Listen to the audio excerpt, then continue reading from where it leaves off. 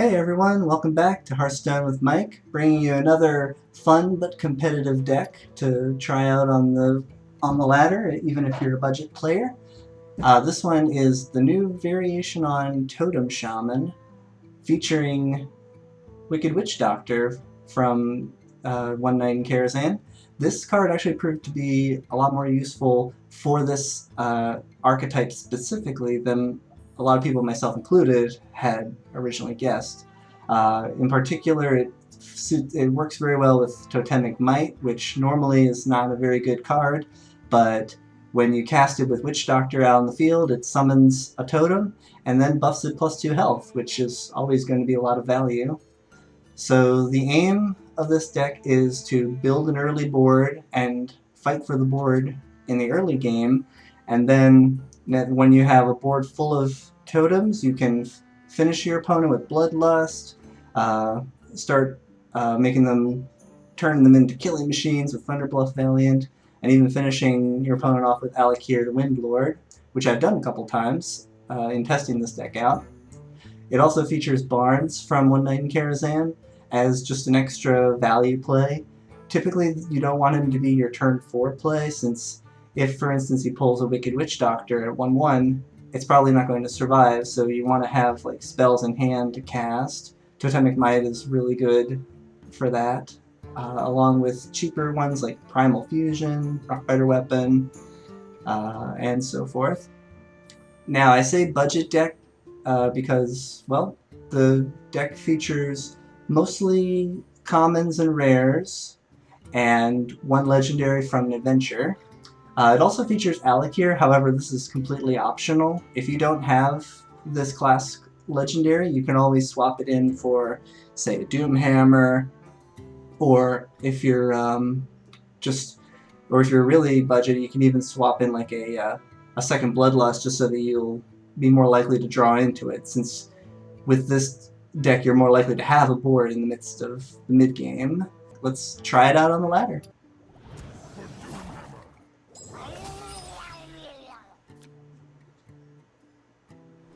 So here's a pretty good result for early game. I'm thinking of getting rid of Flame Tongue just because we don't have an early minion like Argent Squire to play with it. Against a most likely aggressive deck like Shaman, we're looking for our early removal like Maelstrom Portal and Rockbiter Weapon to clear their early games. Maelstrom Portal can even be useful on its own as a way of trading and also developing the board, since we get a random 1 cost minion. And there we have our Argent Squire.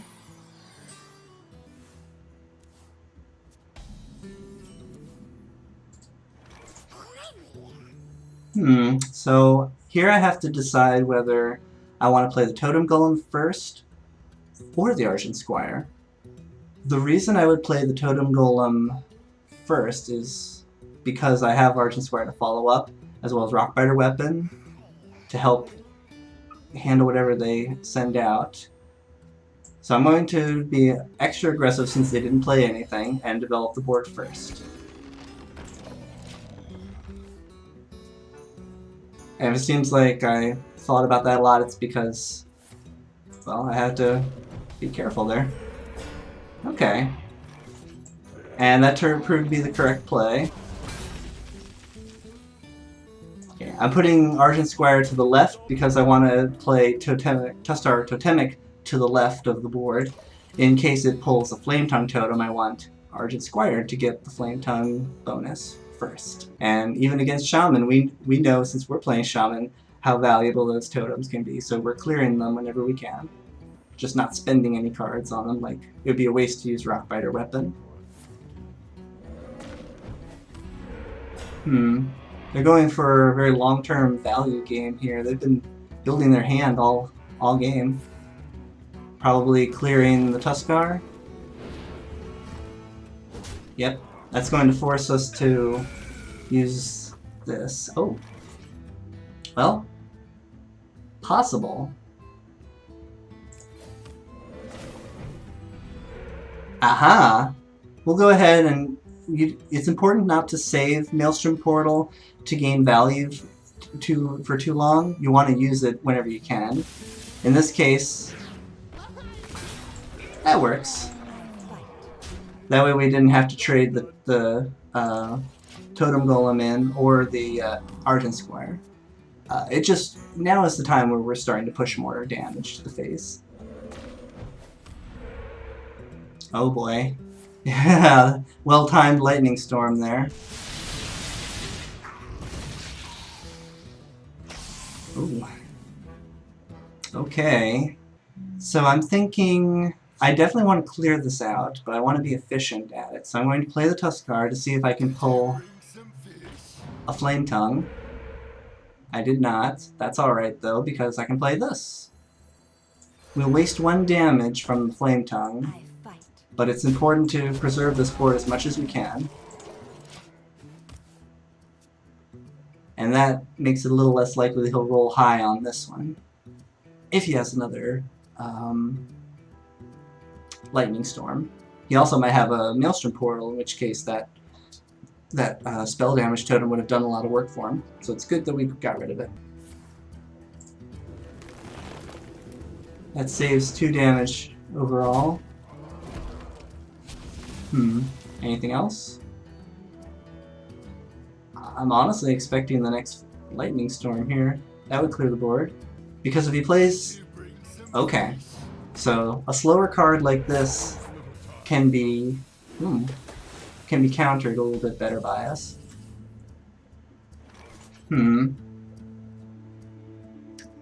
Couple of options here. I definitely want to play Thing from Below, but I also want to get rid of that Tuskar as well. And I think this is going to be the way to do it. Because I'm preserving the our totem in case I top deck a in case I top deck a Bloodlust.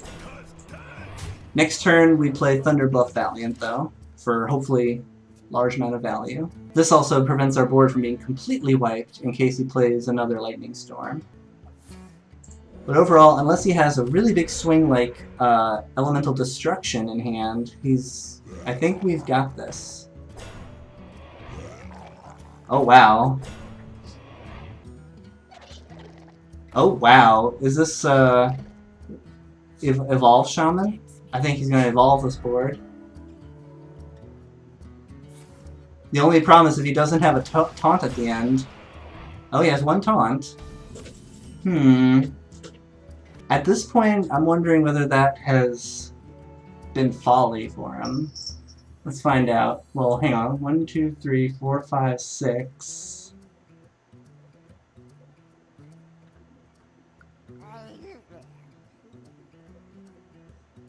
I fight. I had to make room.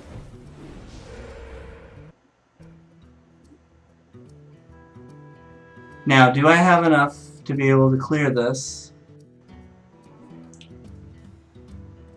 1, 2, 3, 4, 5. 5, 6, 7. 5, 6, 7, 8, 9, 10. Either way, I'm 1 off. However, next turn we can play Alec here. So I think we're fine here.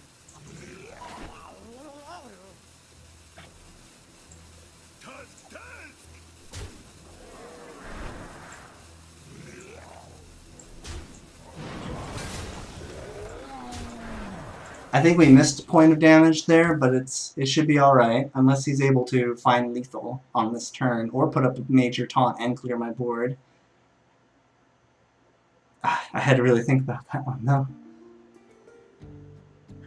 But this meant I didn't have to trade anything in, and I kept a healthy taunt.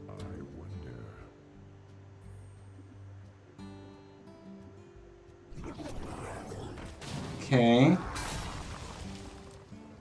That's still... He's going to try and value trade as much as possible here, probably. But unless he can clear my board and put up a taunt, I think he's done.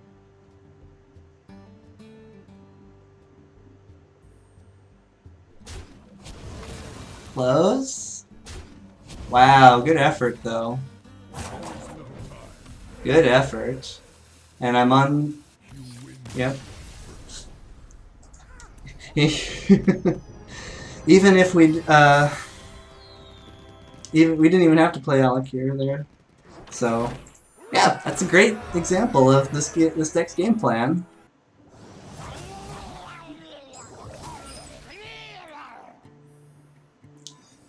And we have one other shaman again, or shaman, I mean.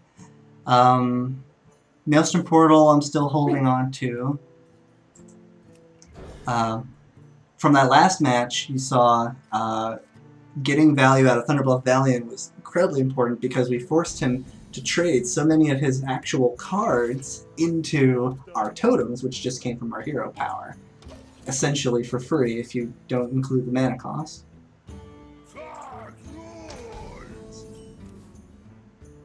Okay, so here I'm going to play the Totem Golem that contests it. Oh, is he coining the Feral Spirit? Okay. That's fine.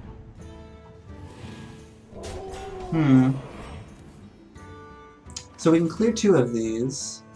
I wonder what else we can do. Other options are to just... He's never going to trade this Tunnel Trog into here. He's going to be going face as much as he can. So I'm going to trade those off.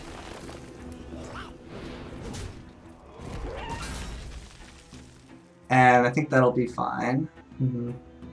Yeah, 2 health is equal to 1, or is equal to 3. Reason being, if I played Primal Fusion, it's only going to make it a 4-3, and that still gets killed by a Lightning Bolt. So I'm going to leave that alone.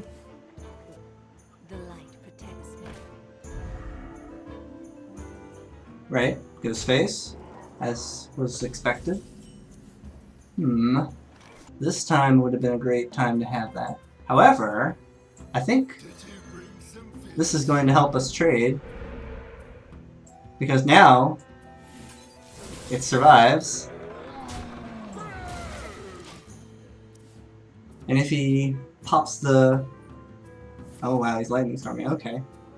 Well, that does preserve the Divine Shield on Argent Squire there.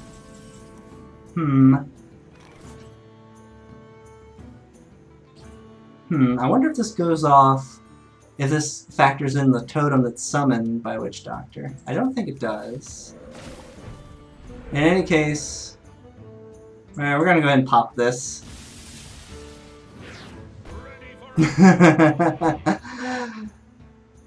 That's cute.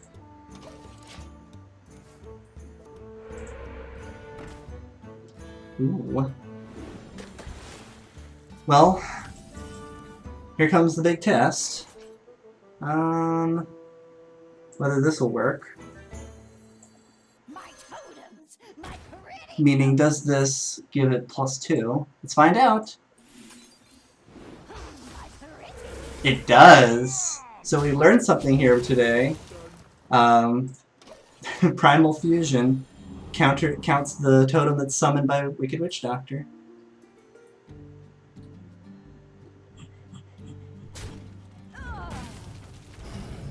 Oh man, feels bad, right?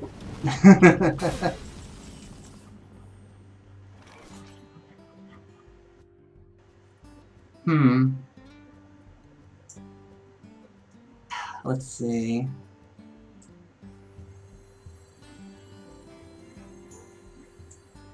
Normally I was thinking that we could get Flame Tongue Totem, but that means we only deal 4 damage to it, and that's not enough to make a difference.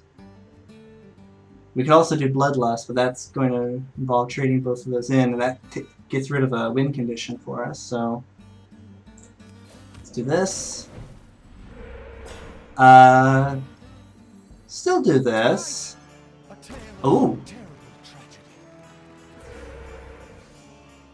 And you know what? I think we've gotten value out of Witchdoctor, so I'm going to go ahead and change my mind and actually trade these in. Because now we have a much stronger board. And we get an attack on that.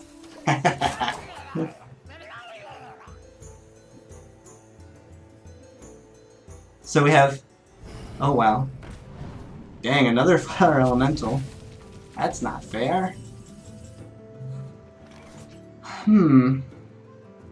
Let's go ahead and summon another one. These three can attack. Honestly, if I use Bloodlust now, it's going to let me immediately clear this, which I think will be useful. So it's good that I held it.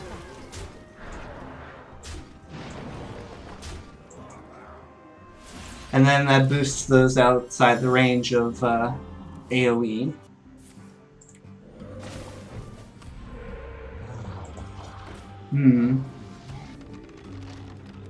Wow, that's a really fortunate roll for him. Oh, that's also fortunate for us. Let's see what we can get here. Oh yeah, we're guaranteed that one. So we can clear some of this. But not all of it.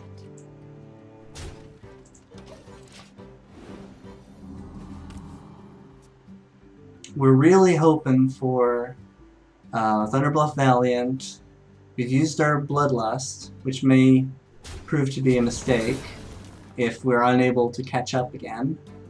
Because now that means that suddenly our board is not as threatening, especially with no cards in hand. That also tends to do it. That belongs in a museum.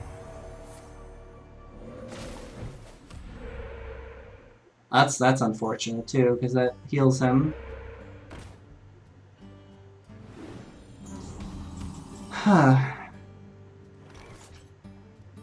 Well, good news is that gets rid of that.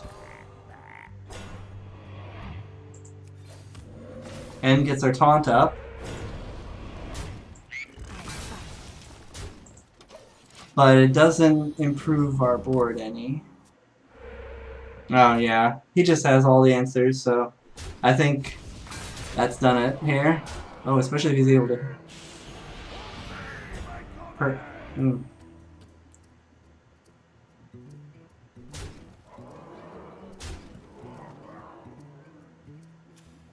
I think he misplayed there.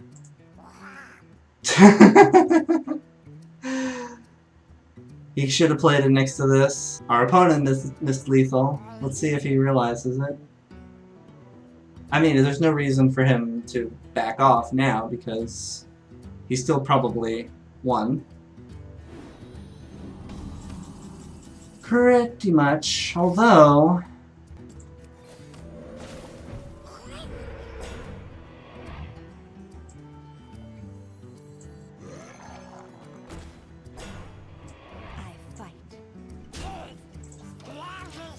Oh well. Most likely we're dead, so yeah. Showing off there. Yeah. So we got outvalued. That's okay though.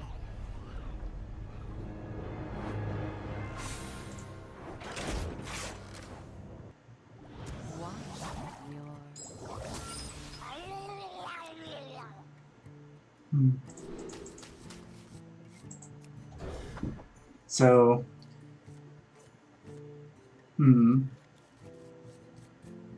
this matchup can be a little tricky though. It's not as bad as some others. Like against Control Warrior, it's pretty bad for this deck. But as long as we can force the rogue to use their cheap removal cards primarily on our hero power, we should be okay. For instance, he can't contest this with a dagger poke and say an SI-7 agent, which he wouldn't be able to use on this turn anyway. Although he would be able to poke this and then play SI agent in order to just make it so we can't. Oh.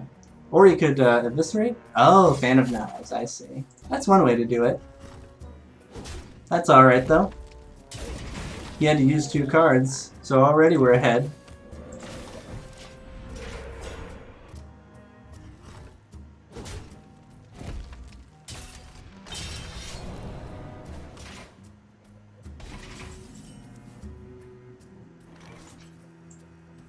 Did you bring some fish?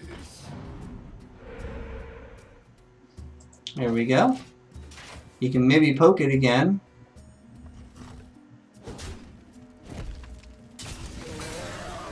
That's a more substantial threat.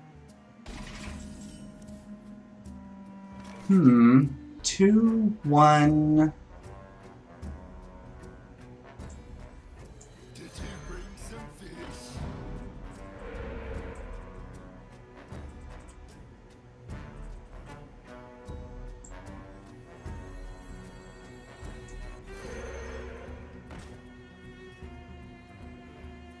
Tusk, tusk!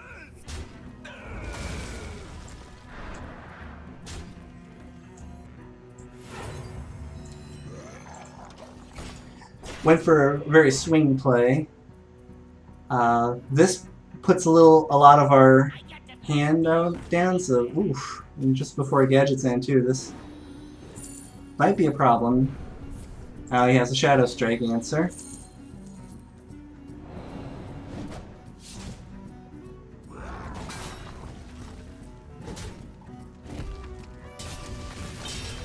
But that's all he has. So we'll guarantee clear it.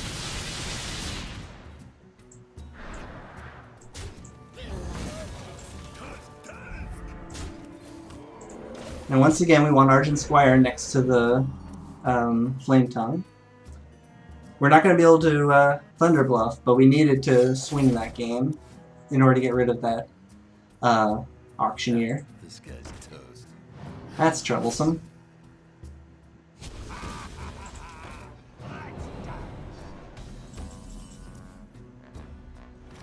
How much do we want to risk throwing it out there? He has a Shaman card. Don't really have a great way to deal with this board next turn. Unless we just Totem Power, maybe clear this, or Hero Power, I mean. There is a lot at stake here.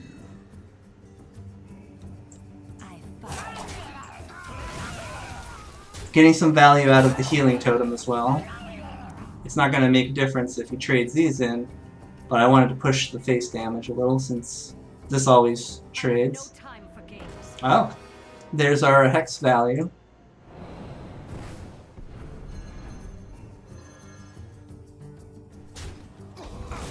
That's fine. There is a lot at stake. That was just the perfect Hex target. Next turn, if he can't remove this, then he's going to have to deal with some very explosive totems.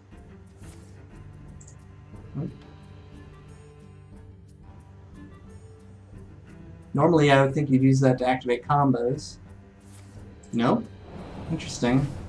Well, that's both of his saps. Thank you.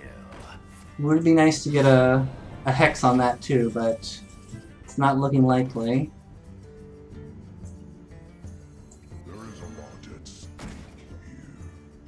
Yeah, let's go ahead and beef that up. Clear that. Makes it troublesome for him to get value out of that village, out of that Tomb Pillager. I think he still has a Backstab that he hasn't used, and both Eviscerates. And a Shadow Strike. Interesting that he chose to use it on this. Oh, wow. That's an odd choice.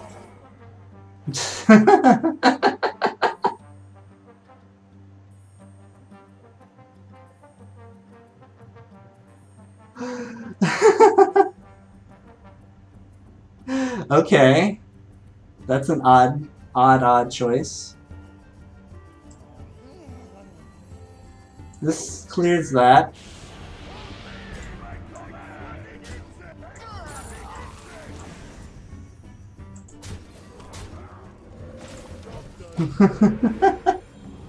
Well, now he has a very difficult problem here since he's used both his saps, both his shadow strikes, his combo deal damage. Unless he can still use his eviscerate and hit that. Going for healing. Huh. Alright. Time for a quick count here. I think we're done. Let me just make sure. 1, 2, 3, 6. This. Oh. Technically, this is all we need.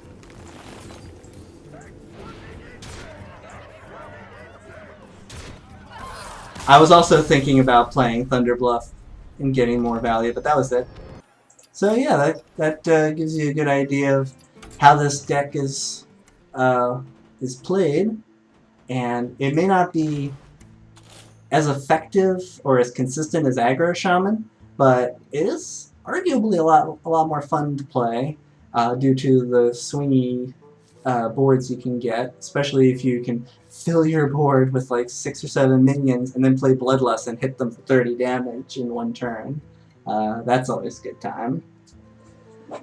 So yeah, if you enjoyed this video, please leave a comment and leave a like and subscribe for more content.